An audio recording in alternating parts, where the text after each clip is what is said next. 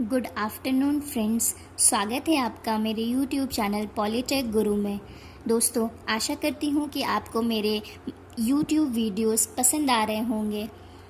आप में से बहुत सारे लोगों ने रिक्वेस्ट किया था कि मैम आप इस जो भी आप टॉपिक पढ़ाती हैं उनके नोट्स प्रोवाइड किया करिए। तो आज से मैंने सारे जो भी वीडियोस के लेक्चर के नोट्स हैं वो नीचे यूट्यूब लिंक नीचे जो यूट्यूब में कमेंट बॉक्स है वहाँ पे लिंक प्रोवाइड कर दिया है।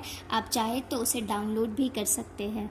तो आइए हम देखते हैं आज इस टॉपिक के बारे में। 8254 प्रोग्रामेबल इंटरवल टाइमर, ये भी एक बहुत ही इम्पोर्टेंट टॉपिक है माइक्रो प्रोसेसर का, जो कि जनरली पूछा जाता है कि आप बता दें, एक शॉर्ट नोट लिख दें 8254 के बारे में, या फिर 8254 क्या काम करता है।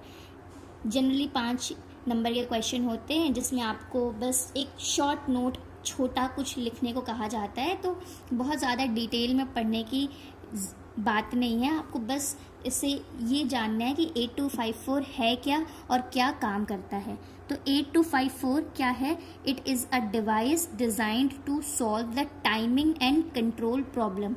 अब क्योंकि हमारे माइक्रो प्रोसेसर में इतने सारे काम हो रहे थे और आपने देखा 8237 ला करके लगा, इससे पहले हमने 8259 प्रोग्रामेबल इंटरप्ट काउंटर के बारे में पढ़ा, जो इंटरप्ट हटाने के लिए काम किया जाता है। तो ये सब एक्स्ट्रा डिवाइसेस लगने की वजह से, और क्योंकि डेटा भी बहुत ज़्यादा ट्रांसफ़र हो रहा है, उसकी वजह से क्या होता है, हमारे जो प्रोसेसर होता है उसकी स्पीड जो है थोड़ी स्लो हो जाती है, या फिर वो डिसाइड नहीं कर पाता है कि किस ऑपरेशन को कितना टाइम दिया जाए या फिर किसको प्रायोरिटी दी जाए।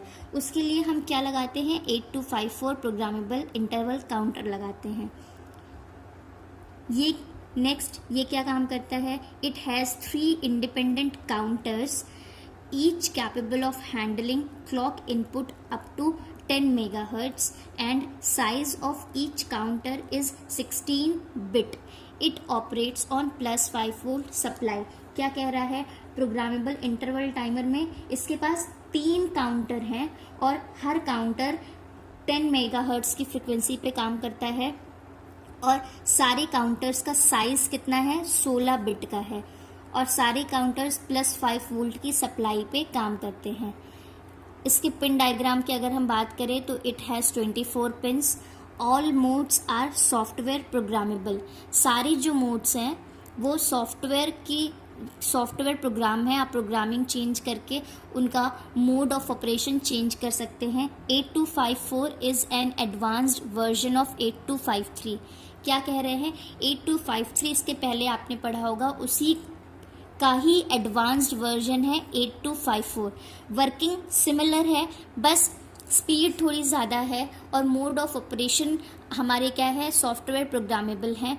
Which did not offer the feature of read back command, जो कि आपके कमांड को, वही मैंने बात करी, सॉफ्टवेयर प्रोग्रामेबल को कंट्रोल करने का 8253 में कोई पॉसिबिलिटी नहीं थी, जो कि 8254 में हो सकता है।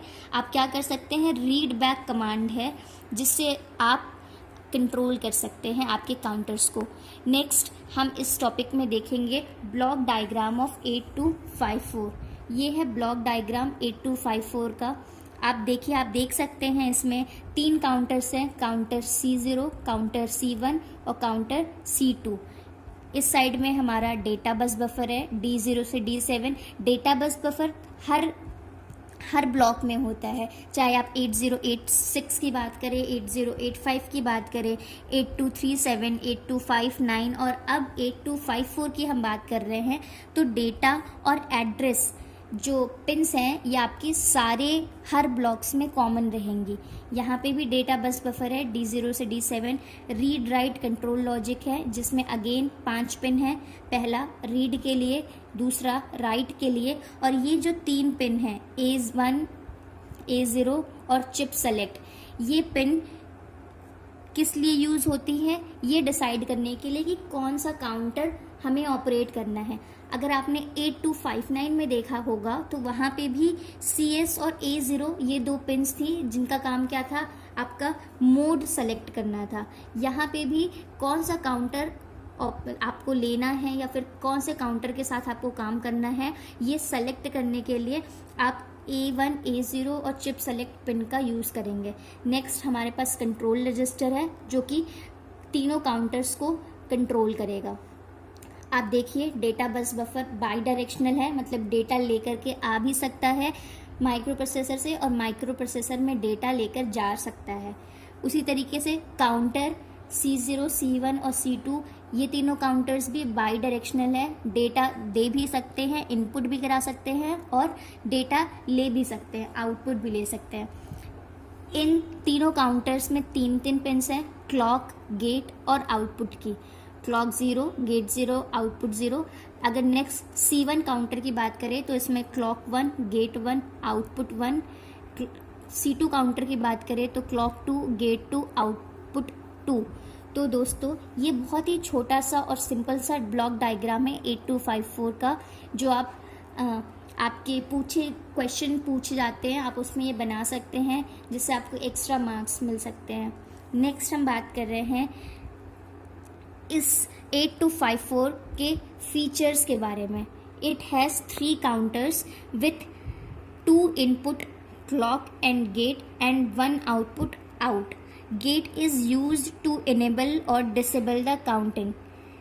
गेट का यूज जो हम इनेबल या डिसेबल करते हैं काउंटिंग के लिए। When any value of count is loaded and value of gate is set 1, after every step the value of count is decremented by 1 until it becomes 0।